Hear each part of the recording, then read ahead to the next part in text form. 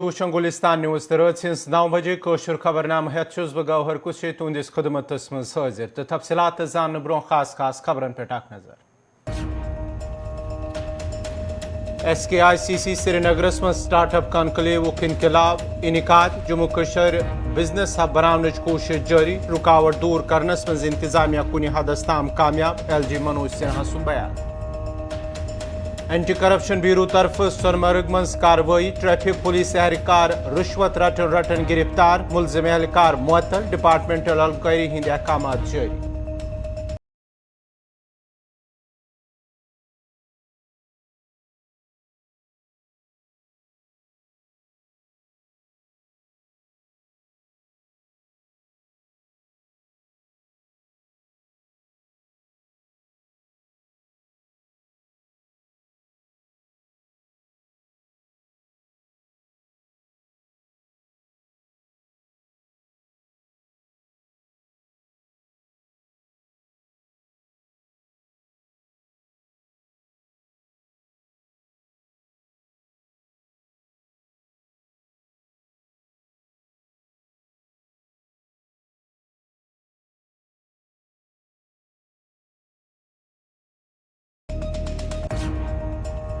तो पे खबरन हूँ तफसीलात महकमे हैंडीक्राफ्ट्स कामर्स एंड इंडस्ट्रीज तरफ आवाज SKICC श्रीनगरस मज JK स्टार्टअप कॉन्क्लेव मुनक़द करने यथ मज जम्मू कश्मीर हिंद LG मनोज सिन्हा मेहमान खसूसी सिंद मौजूद अत मौकस पे मुतलक महकम कन अफसरन सान स्टार्टअप तरफ शिरकत कर आमत अत मौकस पे खुताब करान LG सिंद तरफ वन यह मुश्किलात तम आई कैंसस हदस ताम दूर करने ये जन जम्मू कश्मीर इंतजामिया तरफ कोशिश जारी यम त रुकावट यन तम यन दूर करने तमो वो मजीद इंतजामिया कोशिश जम्मू कश्मीर यह बिजनेस हब बनाने ताकि आम लुकन मिल फायदे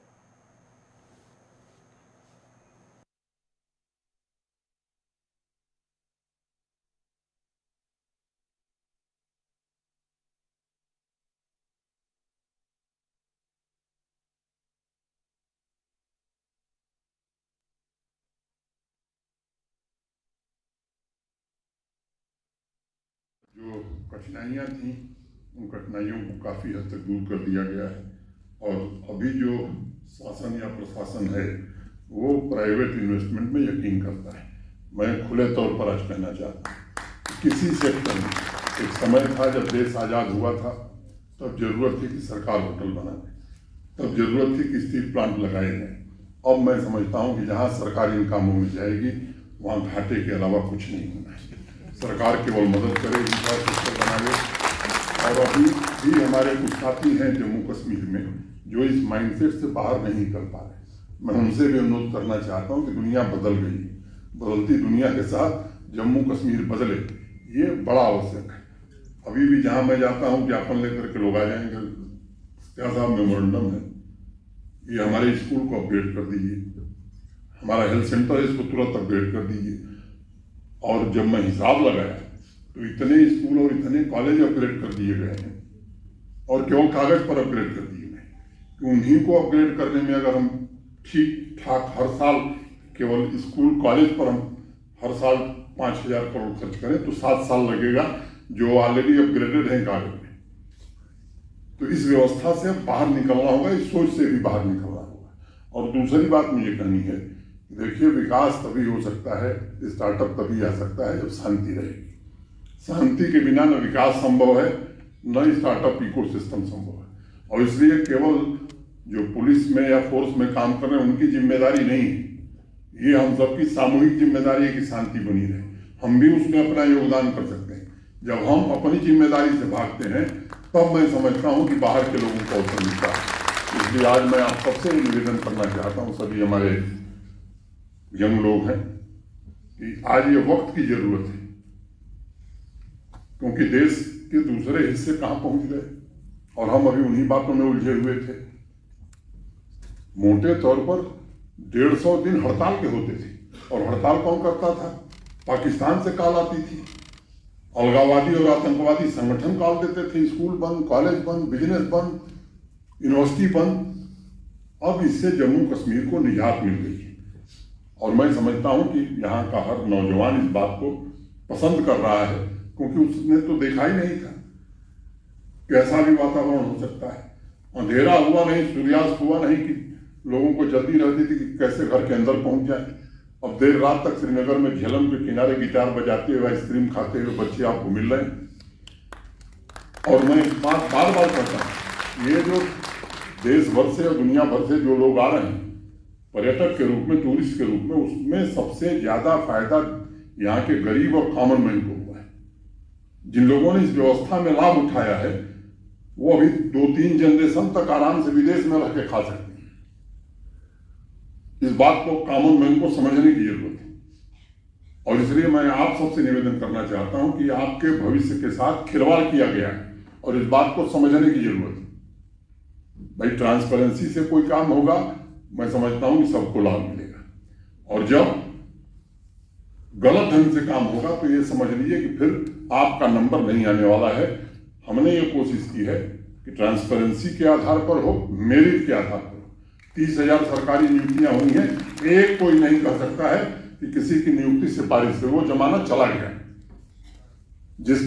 मैं ऐसे बच्चों से मिला, एक ठेले पर सब्जी बेचने वाला महमूद, उसकी बेटी मेरे पास आई, उसने कहा कि साहब मैंने तो सोचा ही नहीं था कि मैं केएस अफसर बन जाऊंगा। ऐसे लोग अब केएस अफसर बनना है, सरकारी नौकरियों में आए।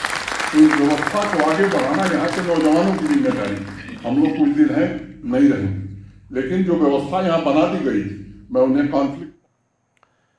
नेशनल कॉन्फ्रेंस नईब सदर उमर अब्दुल्ला सिंधिस हालिया सीट शेयरिंग बयानस पे रद्दमल ज़ाहिर कराना और PDP सदर महबूबा मुफ्ती हिंज डॉक्टर इल्तिजा मुफ्ती सिंध तरफ वन PAGD या इंडिया एलायंस आव अकि खास तो बड़े मकसद बनाने बापत बनाने देशभक्त यूनिवर्सिटी मज कशरन तलब इलमन सत मुबैना ज्यादती पेठाव इल्तिजा मुफ्ती सिंध तरफ वन वज़ीर आला पंजाब तरफ पज मामलस मज मुदाखलत करें ताकि यिथ मामले इन ब्रोकुन पेश।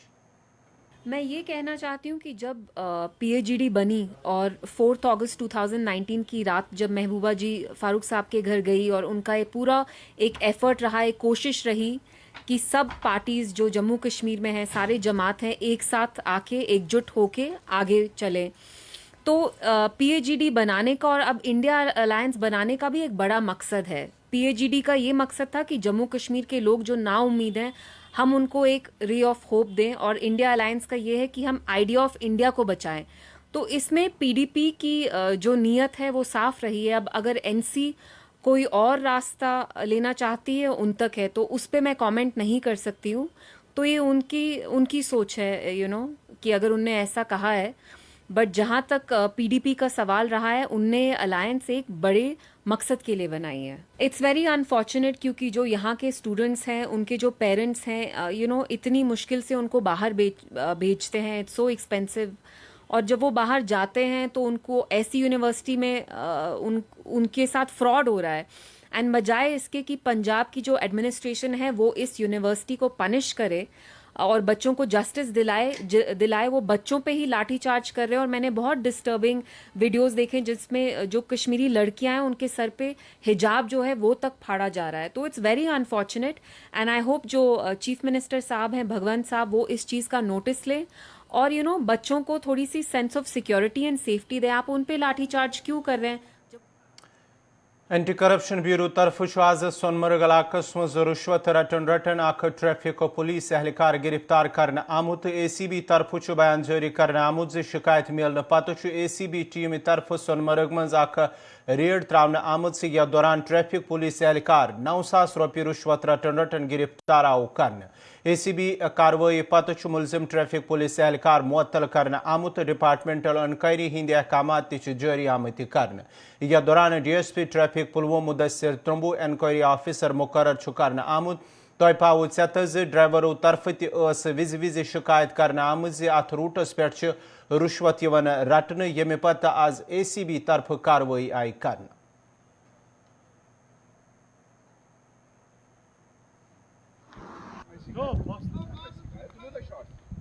अशोक कुमार उधमपुर से हूँ, मैं जा रहा हूँ। ये इन्होंने रोका, आगे पहले 6 बजे छोड़ते थे, आप बोलते हैं 1 बजे छोड़ेंगे, और 50 रुपये एंट्री हम हर चक्कर की देते रहे इनको, मतलब हर लेते हैं।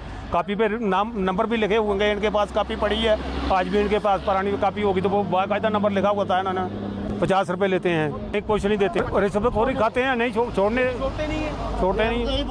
नहीं छोड़ेंगे, फिर चलान बोल देंगे आपको जे टेढ़ा है, वो टेढ़ा है, वो नहीं है आपके पास, 50 रिया सब ठीक है, सब कुछ ठीक है, आगे ठीक है सब कुछ ही, आगे कोई नहीं पूछता, कोई मतलब देने की कोई परेशानी है।